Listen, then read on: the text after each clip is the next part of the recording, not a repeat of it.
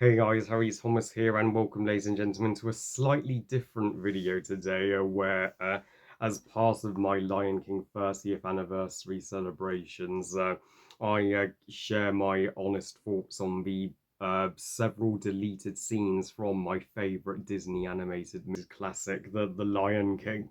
And trust me, the original movie was not the same as the final product that we got. Some of these deleted scenes that I genuinely love, but at the same time do uh, respect that they were rightly cut. The final movie we got is absolute gold, and nothing needs changing about it. So the editor of The Lion King should be tremendously proud. The first deleted scene, which was storyboarded, was back when the movie was initially titled King of the Jungle before Disney's trip to Tanzania, where they changed the title to Lion King. Once they realized that the environment the lions would be living in had barely any jungle, so the King of the Jungle title would make no sense. And in the alternative opening for Circle of Life, we get dialogue, and we even get some dialogue from Sarabi, and she's like, why is she not surprised that Scar skipped Simba's ceremony? And Zazu gets to make a speech to all the animals of Africa, which just comes off as corny. And even Rafiki comes off, and Sarabi gets fiercely protective of Simba until Mufasa calms her down. And yeah, this alternative opening is a lot weaker than the final Circle of Life scene we got, because Circle of Life works infinitely better dialogueless and just the Elton John song playing alternative dialogue after Mufasa has confronted Scar for missing the ceremony. Zazu as instead of saying he'd make a very handsome throw rug, can't we find a rhino that would chase him away?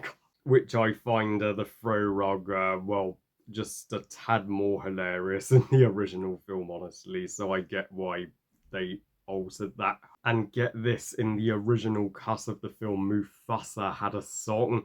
I mean, but you can see why Mufasa was, well, uh, not included in any of the five songs we got in the final cut. As James Earl Jones, God rest his soul, was no singer, as legendary an actor he was. But Mufasa's song here, yeah, I honestly prefer Morning Report, sung by Zazu. This song is a complete padding, and Mufasa is not the greatest singer, so it just unnecessarily drags out Mufasa's tour of the kingdom to Simba to longer than it needed to. Now on to one of my very favourite cut songs from the movie, Morning Reports, and I uh, don't get all the Morning Report haze. Yes, does.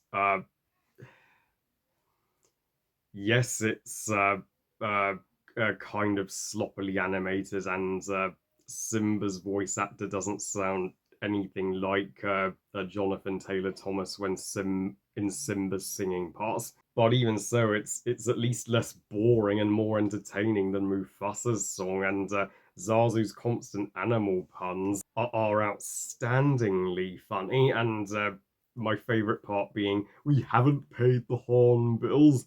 So Zazu's talking about himself because he himself is a hornbill. Then we move into the deleted scenes from the second half of the movie, in which after Simba is exiled and Scar now reigns supreme after murdering his brother, and Simba is left for dead in the deserts until Timon and Pumbaa come to his aid, and Pumbaa in this deleted scene is the one that rescues Simba, and Timon is the one that insists they just leave him there. And opens Simba's mouth, revealing his predatory lion teeth. I mean, damn, Timon was an unlikable, arrogant prick in the original cut. I mean, glad they made him more likable in the final movie. And now, why, when Timon was a young meerkat, when he was a young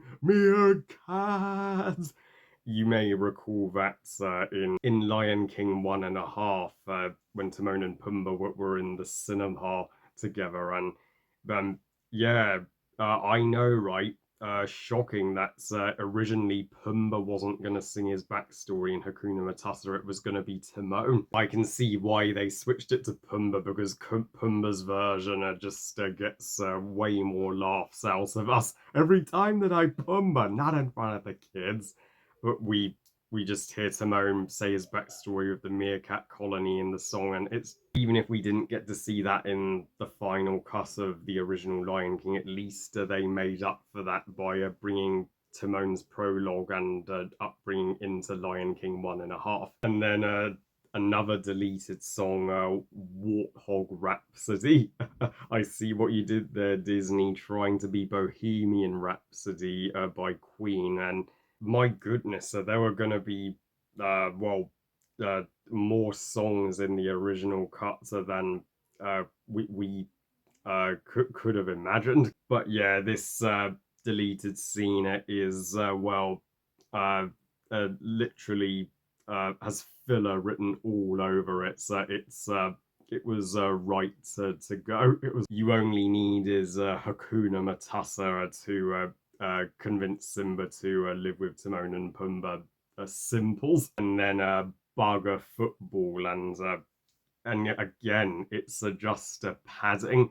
Why would we be interested to see Simba playing bug soccer with Timon and Pumbaa? It adds nothing to his grieving or his coming of age journey to become the king he was meant to be. Yeah, they if these scenes were included, then the parts with Simba living in the jungle with Timon and Pumbaa would have dragged out as long as the 2019 remake. So moving on, and then Be Prepared reprice. Yes, there was literally going to be two versions of Be Prepared, but in all honesty, one is all we needed because the repricer it can't hope to top the first verse of Be Prepared, which was lightning in a bottle, unbeatable lightning in a bottle, and although it is awesome to see more of Scar's reign and how uh, Sarabi Nala and the lionesses would stand up to Scar and not respect him as king.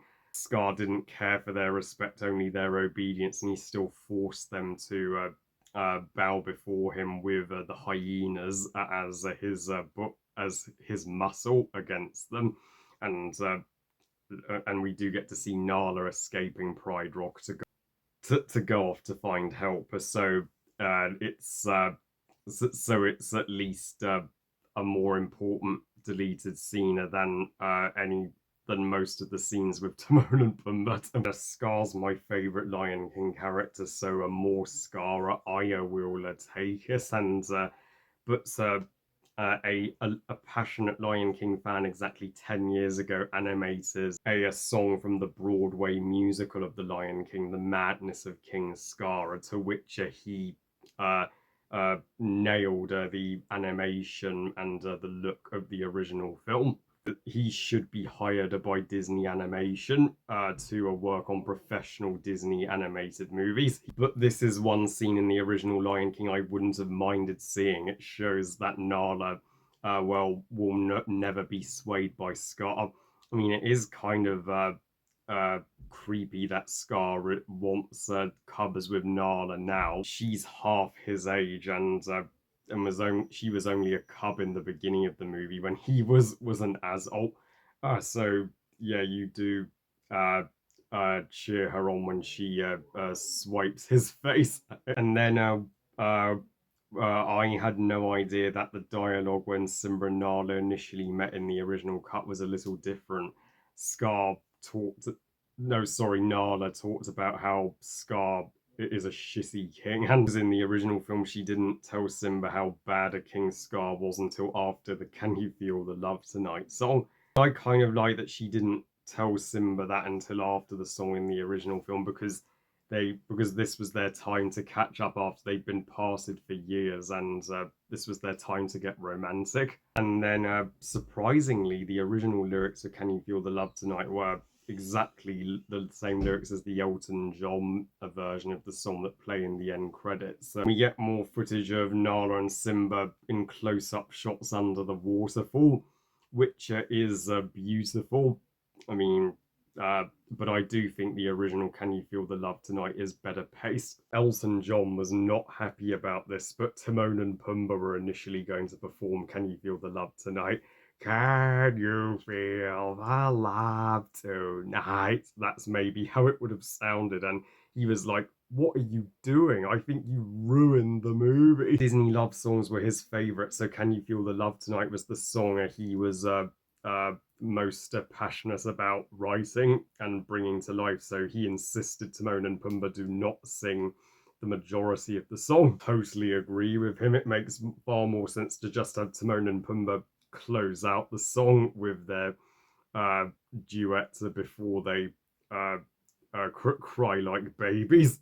Oh, and just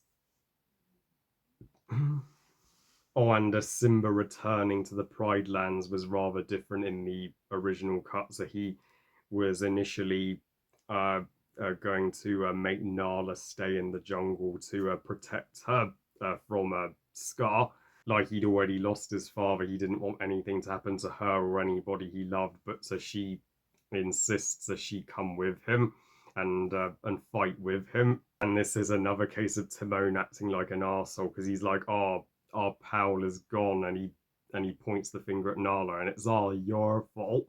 I'm like, Timon, jeez, you're saying you want her kingdom and Simba's kingdom to die, and you want Scar to win. So yeah, I'm glad they just had Simba go off to Pride Rock alone and have Nala tell Timon and Pumbaa what the reason behind Simba's decision, and the very final alternative ending, Scar's original demise.